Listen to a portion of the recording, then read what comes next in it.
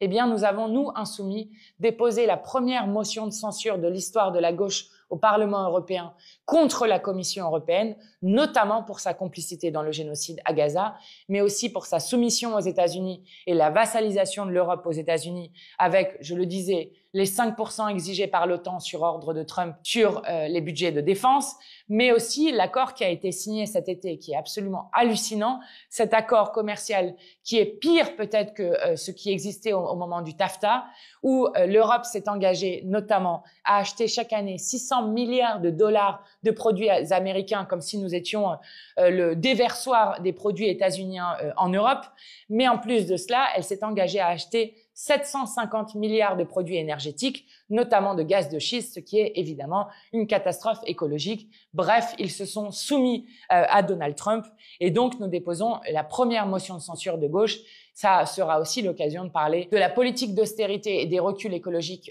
de la Commission européenne, mais aussi du fait qu'ils ont validé la première étape du Mercosur, vous savez, ce traité de libre-échange entre les pays du Mercosur et les pays de l'Union européenne,